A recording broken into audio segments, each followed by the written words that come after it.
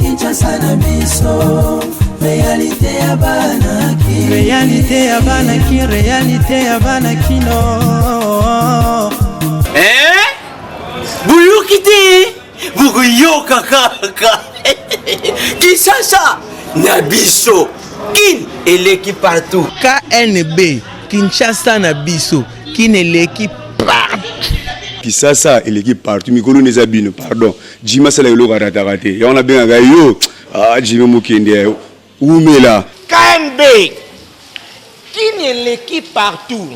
Rien à dire, toi on a terre envié, parce que kin eleki partout et l'osako liboso ambongo mosanto azate c'est Lyndon Kardashian isongolo bisous bye bana kin ke bana jako zape so kuta nango KNB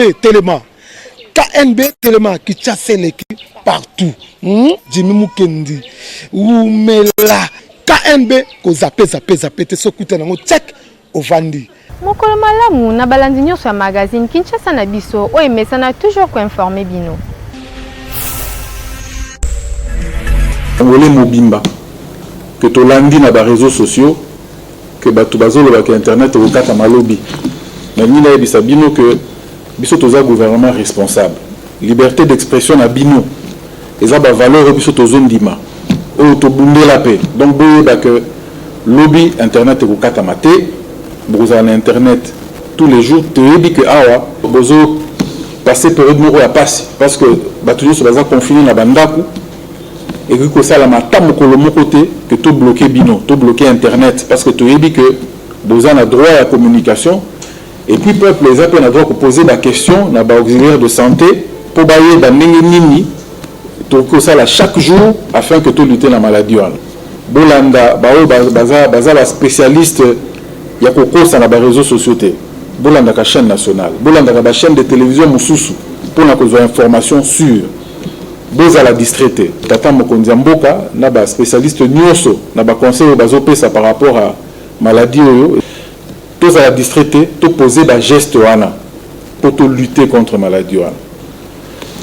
Jusque là, na Congo na biso malheureusement bambébé ko elipe biso vraiment mes condoléances à ba famille nyonso ba perdre être cher et aussi na bao bazana encourager peu bao bazana ba malade déjà là ba famille na bango donc eza comportement na biso ndeko stopper maladie wana eza jeté eza maladie moko eza mabe makasi donc chaque jour to poser ba geste ou ko sauver ba vie na biso moko ba vie ya bandeko ya bandinga ya batunyos. Merci.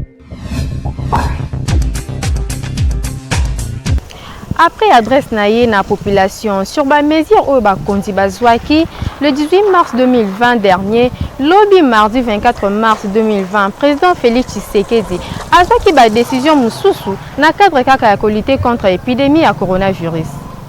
Interdiction de tous les voyages de Kinshasa vers les provinces et des provinces vers Kinshasa afin de permettre le confinement de la ville de Kinshasa, foyer de la pandémie.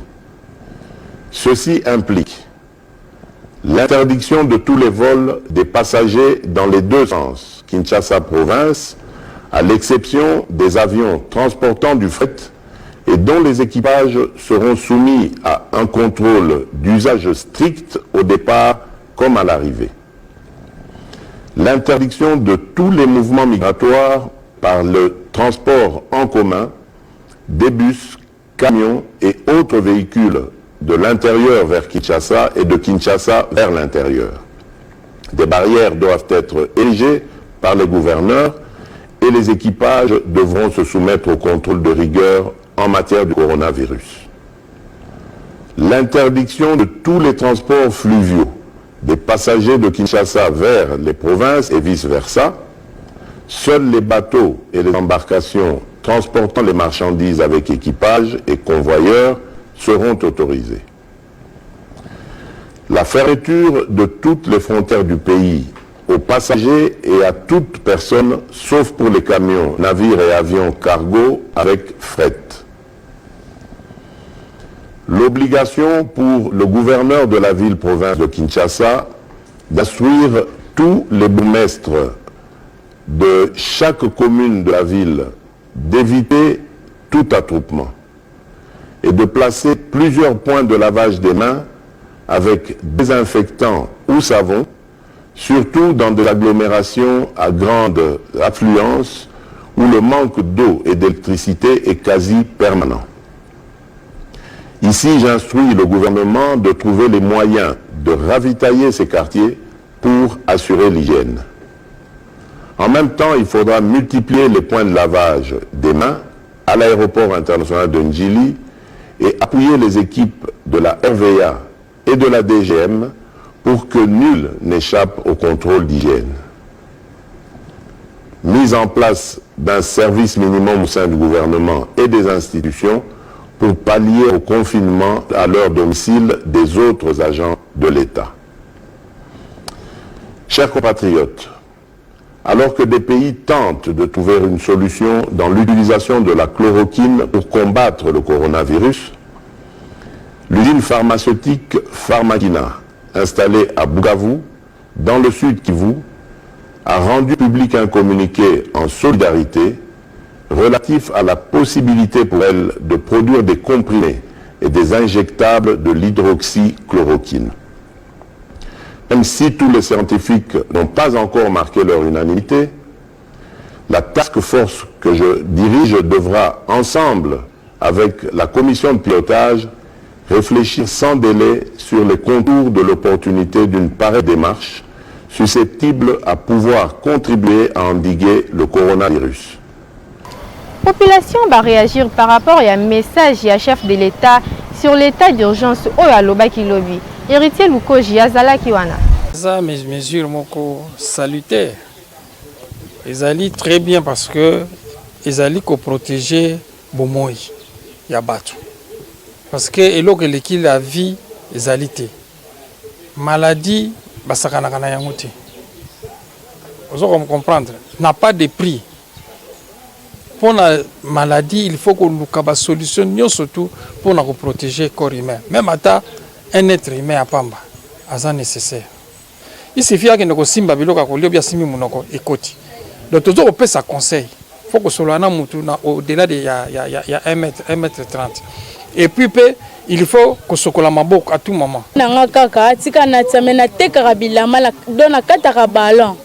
Biso batabilamba moyen toteka ezate donc dans le coin la monique moyen toteka ba pekisi toteka bilamba yango na ekotia mapa po esungaka ngai na bana bilamba ne ezane fandi kuna na maison ekangami o bazomela ba mbango na hôpital balakisa biso ke tela ba o exemplaire bato bakufi bango yo ke baboma biso boye tozokufa ba église ekufi to comme le la mboka Sodome na Gomorrhe. Tu as vraiment na difficulté parce que premièrement lobby qui na ba frontière na sous la fermée et le ko kota te le ko bimate tandis que tant abilo ko kota te bimate biso koto yo ba biloko côté ya biloko teka et comment augmenter bon tout le monde a déjà o ezaki na prix comme na niveau moins élevé. Difficulté pesali côté financière ya ba parents des fois côté ba msala pe msusu pesa pété parce que parents a sala katé avant na ndako asa moi 10 000 francs naé à moi que non na ko so masangu naé et pouvoir y na famille mobile mais tandis que le temps albi que na écoute tinyo so mati par contre na 10 000 francs que 10 000 francs asa ngoloté et singa baba melakati moi qui on a déjà population comme déjà en difficulté. Ambassadeur ya Chine na RDC Zhu Jing annoncé qu'il lobby mardi 24 mars et pas ya président Félix Tshisekedi arrivé à 64 tonnes de matériel médical pour la protection et dépistage contre le coronavirus. Président Félix Tshisekedi a sololaki mardi au 24 mars na ambassadeur ya Chine na RDC Zhu Jing na cité ya Union africaine na Kinshasa. Dès l'occasion, l'ambassadeur a annoncé qu'il a président Félix arrivé à 64 tonnes de matériel médical pour la protection et dépistage na RDC. L'eau et matériel médical yango ezalaki pour la lutter contre Ebola. Sur recommandation du docteur Mouyembe et cause l'affecté pour la lutte contre le coronavirus. Pour la rappel, esengeli boyeba ke coronavirus ebandaki na Chine pe ebomi bato ebele kasi gouvernement ya Chine alongi yango malgré epanzani mokili mobimba. Lokola na RDC oyo esali déjà 4 morts na 48 cas confirmés. Kinshasa eleki partout. Ministre de la Santé, Dr Etienne Longondo, a annoncé qu'il y a 3 nouveaux cas de coronavirus mardi 24 mars 2020 dernier.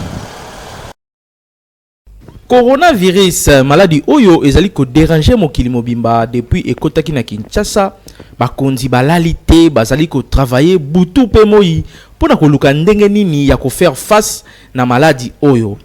Ministre de la Santé publique Dr Etienne Longondo a annoncé qu'il lobby mardi 24 mars 2020 3 nouveaux cas de coronavirus, parmi bango 2 personnes bazalaki infectées à wana Kinshasa pe mutu moko ayebani nanu te soki azalaki infecté na Congo to libanda ya Congo. Donc nombre ya baka ya coronavirus eleki de 45 à 48. Boye bape que situation pandémique oyo ya coronavirus ezali ko évoluer na Kinshasa na 4 décès depuis ekotaki awa. Pe mutu moko esi abiki kutu abimaki hôpital depuis lundi oyo eleki. Côté na ye le docteur Jean-Jacques Mouyembe oyo azali coordonnateur ya cellule ya riposte ya coronavirus autaki ko sala point de presse lobby eleki pe na point de presse yango alobi que population azala na panique te kasi a observer ba mesure nyonso oyo bakondi ya santé bazali ko pesa ye pona ko riposter na maladie oyo. Abakisi lisusu ke chloroquine ezali kisi oyo eko faire partie na kati ya protocole ya traitement ya ba patient nyonso oyo bazali atteint na coronavirus awa na ville ya Kinshasa. Pe lisusu alobi ke commune ya Gombe, Kitambo na commune ya Kinshasa nde ezali ba commune oyo ezali les plus affectés na coronavirus. Donc bakondi balandela bien ba mesures préventives ezala bien appliquées na ba commune oyo po ekontenaka population mingi o bautaka bisika na bisika pona koya ko sala misala na ba commune wana. Na yango nde esalaki peke mokonzi ya mboka a renforcer ba mesures préventives pona riposte oyo mboka ezali ko faire face na yango pe ko déclarer état d'urgence. Donc isolement ya ville ya Kinshasa, c'est-à-dire pas de sortie, pas d'entrée pona ko diminuer contamination. Congolais to samibeko bakonzi ba pesi côté ya transport en commun to sengi na bakonzi ya PCR ba fongola miso pe balandela ba chauffeur mingi pona ba air ya suka ba chauffeur mingi bazo to sate na place ya kofandisa 3-3 na bandenge bazo senga bango bakomi ko tchaka na bango 4-4 donc ezo sala malamu te bakonzi ya PCR bo fongola miso na butu surtout ba transport ezo kende changu bazo to sate Congolais maladie oyo ezo sala ba jeté mingi bazo kanisa keza ba blague mais bato bazo kufa na yango awa na Kinshasa to komi déjà na 4 décès. Donc Tomi Batela soki eloko ya kosala ezali te fanda na ndako pona ko limiter propagation ya maladie oyo na mboka na biso. Kinshasa eleki partout. Artiste et musicien chrétien Henri Papa a tenu la Kibiso vidéo et à sensibilisation contre le coronavirus. Bonjour à vous, bénisse. Artiste et comédien Fiston Sai Sai a sali message de sensibilisation contre le coronavirus. Oh, regarde comment il dort. Et Papa Sai, où est mis soupolele? Ah, toyoka ba spéculation na ba malade. Ata ya kintuntu ezala boité. Mais nayoki balobi o ba symptômes mususu ya corona eza soko lali ola muki na tongo omoni bipoti c'est que eza gebi yoko to komona la misu polele na corona o toko yoka makambo na mona ba maladi balobela mais oya boye mutu na liloba na ye mutu na ndenge na ye pardon yaya mutu akosa bino te lolenge ya komibatela kaka na maladi ezali kosokola maboko tangu nyonso na savon to na désinfectant kosolola na distance na moninga kovanda na ndako pona komibatela pe kobatela basusu eza maseki te ezali ya solo ozali kosolo na moninga bo garder distance bande code de la route na lisolo garder bande na yo ngana garder bande na nga na distance ya lisolo tolata ba masque soko ozali kotambola to baga yaya nde tomibatela tovanda na mandako mpona kobatela baninga mpe komibatela merci tokoyoka nanu toyoki te na bipoti tokolala miso polele namona bipoti wayebisanga eza basymptôme.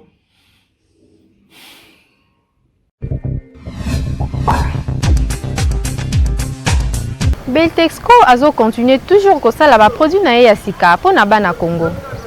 Beltexco toujours proche ya peuple congolais auti kotia na marché gamme ya sika super glue Simba col oyo ezali transparente ezali kokole na quelques secondes ya pamba ba pneu ba sac ba tasse atape ba jouer ya bana na biso.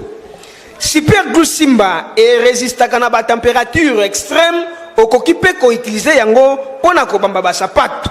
Na plaquette na yango ya 12 pièces. Chaque pièce ezali ko peser 3 grammes na yango bana Congo mobimba bo utiliser super glue Simba po ezali na qualité supérieure pe quantité suffisante oyo eko servir moto nyonso ako utiliser super glue Simba. Ba commerçant occasion yango yo Beltexco amemeli bino po na ba bénéfice oyo ekoki kosunga libota mobimba. Ezali kotekama partout na ba magasin Beltexco nyonso ya ville province ya Kinshasa.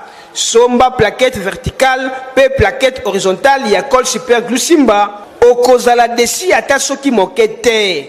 Beltexco na peuple congolais moto akokabola bango a elite. Kinshasa et l'équipe partout.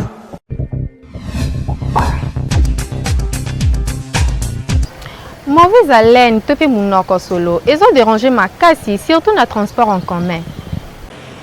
Likambu ya mauvaise haleine to munoko solo ezoboma mboka. Lelo na Kinshasa ekomi difficile ovanda na mutu bo solo la na kimia pour mauvaise haleine ekomi très fréquent na bato surtout na ba transport en commun. Okomona mutu azoloba batu nyonso batali mupandi kasi nini esalaka ke munoko ya mutu elumba solo koleka faux septique.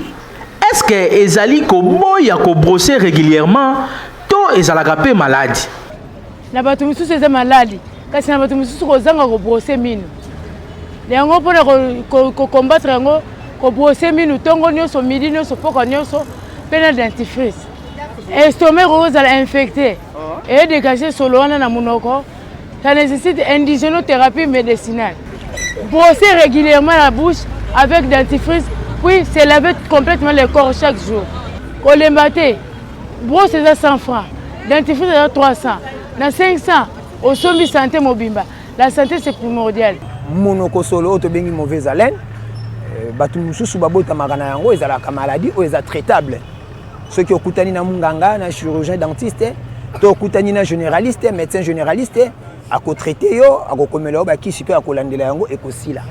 Mais mauvaise haleine mususu to pe monoko solo mususu ezali lolenge biso moko toyebaka ko s'entretenir te na ba monoko na biso toyebaka ko bongisa monoko na biso te façon ya ko brosser toyebaka te tango nini moto abrosaka pe toyebaka te lolenge nini moto abrosaka pamba te moto abrosaka na tongo kaka te moto abrosaka tango nyonso soki asilisi kotia eloko na monoko na ye po babiloko etikalaka na madusu na biso ya minu babiloko bakouche oyo ekangamaka likolo ya balolemo na biso soki entretien nango eza bien te na kanati bozolongola yango bien te na biloko tomonaka batambusaka eko provoquer pe mauvaise haleine omoni donc yango vraiment plus ezali fréquentation nango mingi ezali ya bandeko oyo bayebaka ko entretenir bamunoko na bango te yango moni ces derniers temps tozo constater mauvaise haleine ekomi presque mingi na babalabala na ba transport en commun bisika tozali bato bazala monoko solo. Cela veut dire que les gens se brosser bien te, bamususu eza ndenge abotama aza na mauvaise haleine wana munoko solo. De ce fois, il faut qu'on brosse maintes fois pendant 2 jours, pendant 2 heures du temps. Na tongo na pokwa parce que ertoliaka biloko etikala biso na munoko. yango wana ebimisa biso ba mauvaise haleine tomona dans les bus communs ou bien na bakati église ou bien tozotambola bato mosusu baza minoko so. Ndeko yekola ko brosser munoko na yo chaque jour peut plusieurs fois soki eza possible po ekosunga yo kaka na mauvaise haleine te mais na ba maladie mususu ebele oyo ezali lié na kozanga ko brosser lokola carie dentaire to pe misusu mais kasi soki malgré ko brosser na yo mais munoko ezo sila solo te mona ba spécialiste to ba dentiste ba kosunga yo po misusu ekoma malade oyo ezo senga vraiment suivi ya ba médecin. Kinshasa, elle est partout. Ba critère nini esengeli kozala nango avant ya kokamba église Volanda. République démocratique du Congo ezali mboka moko ya losambo, c'est-à-dire ba congolais bazali la majorité ba chrétien. To se confiaka mingi na basali ya Nzambe ata soki tolingi kosala likambo moko ya motuya to pe kozwa décision moko très importante ya vie na biso. Mingi ya ba chrétien ya ba église surtout ya réveil ba se confiaka na ba pasteur na bango kasi tokanisaki kotuna population boye ba critère nini esalaka ke moto akamba église kozala pasteur ba critère kozala libelé mais na kotanga mwa mukeke d'abord il faut bengama donc soko bengami te alors ezala pe kitoko te il faut ozala d'abord nzamba bengi yo ozana don wana ya kosalela ye na bilanga na ye na kada ki pasteur au bengami comme oza mobali moi je préfère ozala pe marié pour lobi na lobi okwe isamate na ba sœur so nzamba bengi yo oza célibataire okoboya te okene po salelanga na ye mais luka pe obala po lobi okwe mate ça c'est normal c'est plus que basango bango bala pa non biso to bala te basala ba ve na bango baza pe na ndenge na bango donc ils ont un problème te mais yo pe soki olobi nga na kobala te funa servir Nzambe c'est pas un problème. Tokutanaki pe na moko ya basali ya Nzambe ye pe na tour na ye alobaki boye kaka na même question. Ba critères les belé premièrement faut la moto za responsable na ba plan nyonso marié soit au salaire quelqu'un que place moko boya bien être moto za sérieux alors salam Nzambe na ba norme moko boye spirituelle et puis ba norme moko physique plutôt donc justement ce qui moto critère wana zate akoko kambe église ça passe pour moto kambe église na ba critère moko boye soit célibataire moto aza irresponsable donc jamais akoko kamba batu Vana no kambano église, faut kambano bateau bateau na katanda kuna na yo famille entreprise place moko bosongolo ba pesa yo au kambaka ils ont pesa responsabilité parce que Nzambe soit pesa mon vision après ça on a provision et puis Nzambe pour na n'importe qui te au faut za na mo ponami Nzambe soit pour nous mo ponami donc faut za na ne loko Nzambe zo Kinshasa et l'équipe partout ndenge toyebisaka bino magazine oyo eza conçu pour la sensibilisation ya population sur ba bonne manière pe ko informer ye surtout sur ba vraie réalité ya Kinshasa pe ba valeur na yango Kinshasa oyo franchement et l'équipe partout. Coordonnateur ya magazine Kinshasa Nabiso Jimmy Mukendi a offert espace gratuit na bato nyonso oyo balingi kosala sensibilisation contre coronavirus. Bandeko na ngai ya Kinshasa, bandeko na ngai ya République démocratique du Congo, boyebi que l'heure est grave mboka na biso ezali na souci, tozali na problème oyo ekweli biso à travers le monde entier likambo oyo ya coronavirus. Ndeko congolais respecter ba consigne nyonso epesami na bakondi. Ba consigne ya hygiène esengeli toye ba ndenge nini toko repousser yango parce que ezali ko sala déjà ba mort bozali koyoka o ezali koleka na Italie. Yango na biso en tant que ba leader d'opinion, biso en tant que ba serviteur na bino ou tout serveur bino à travers ba média na casquette nanga ya coordonnateur ya magazine Kinshasa na biso na ko annoncer bino boye.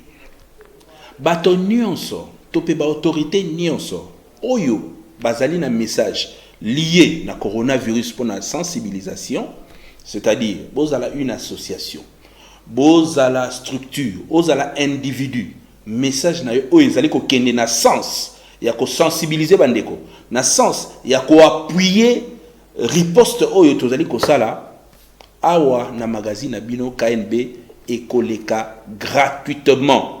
KNB magazine na bino Kinshasa na biso et qu'on continue à servir bino ndenge longo bani boyebi ke bolandara biso chaque jour à partir de 18h30 na Show TV, à partir de 19h30 à PIC TV et puis à partir de 20h30 na Baraka TV. En rediffusion toyaka à partir de 10h30 na Baraka, à partir de 11h30 na Show TV et à partir de 14h na PIC. Donc message joana topé encouragement au beaucoup ko encourager bandeko par rapport ya tant autres vous allez ko passer beaucoup ko tinde la biso yango à travers numéro oyo affiché na ba écran na bino du micro ya KNB WhatsApp na biso ko za la polele pona ko yamba ba message na bino sinon ceux qui bomoni que nécessité ezali que ba équipe na biso oyo ezali à travers Kinshasa Mobimba et yakuna tokoya kozwa ba image wana nyonso boko sala topé ba message boko sala pona coronavirus pona lutte to pona ko informer bandeko to lekisa yango gratuitement to respecter ba consigne ba kondi et puis biso nyonso to longa coronavirus.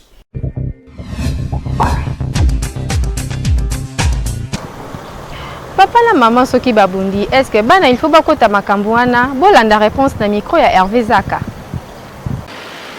Kinshasa et l'équipe partout kaka na cadre ya ko informer bino sur ba vraie réalité ya ville ya Kinshasa tokanisa ki tolobela sur conflit ya ba parents lelo na kati ya ndako na bino soki papa na mama na bino bazobunda toko swana yo en tant que mwana okokotela nani bana ba réagir boye na okotela mutute kwa makamna bango wana etalinga te bango baza ba parents na za mwana ata baswani lelo lobi ba robongisa c'est que ngana naître na kokotela ni papa ni maman bon na kota te mais il faut d'abord naïba ceux qui baswani nini et puis tala bango bali baza ba parents papa na maman baza important na parler il faut naïba na ceux qui baswani nini et puis ceux qui s'agit de porter conseil et puis bango bali conseil ceux qui s'agit de côté la mutu na pesi mutu on a raison on a tort, mais dans le côté de maman, dans le côté de la mouton, donc on a ça ma bille. Bon, en fait, ce que papa et maman va soigner dans le ndako. Bisobana vraiment, oui, vous avez l'idée na oyangai. Que dans le monde que nous y a un sang papa na kati ndako entre papa et maman. Il tant que ce que na exemple na za yaya mukolo. Na kolukana na sola na maman ou bien papa. Pour baler qui na sima ba osela toujours nga. Pourtant on a expliqué bon que no botala boy. Bisope bana to sala que non. Mais entente entre papa et maman et si là. La première des choses, c'est dans ce ban, papa et maman, ils sont obligés à côté dans quel sens que tout porter des conseils à parents, ils sont à la l'aise. Entre papa et maman, ils sont déjà na parler, ils ont na parler. Bon conseil na ko pesa bana oyo bakota na rakina ba papa na mama na olobake eza mabe kokota mama mikolo po mama mikolo bakota yango ti mama mikolo ba portera conseil et pas maman na papa pour on pesa pe conseil na bato ba mira kokota mingi mamu ya papa na mama eza penza bien te po wana ezali mamu na bango eza pe na papa tia kokota mamu etali papa na mama place ba bandaki ba ranki na bango nga mwana zalaki te nazala droit ya kokota ranki wana te c'est mieux que tout il faut na tout na bango pour na pesa bango moi conseil olina kota na kati ya ba ranki na bango parce que na suka ya bango bako bongisa ngande otika na soni eza vraiment impossible nga vraiment kota ranki ya papa na mama. Conseil ezali moko likambo ya ba parents bana bazalaka ba observateur pona sima ba pesa conseil eza important te ko kotela moko pe ko condamner mosusu po yo oza mwana yeba ke mboka okomate mapata ekoya te yebela. Merci tokomi na suka édition mokolo ya lelo soki bosepelaki na yango tika topesa merci na Hervé Zaka azaki sima ya caméra pe na tonsiata na réalisation pe bobosana te ko s'abonner massivement na chaîne YouTube Kinshasa na biso Kinshasa yo et l'équipe partout.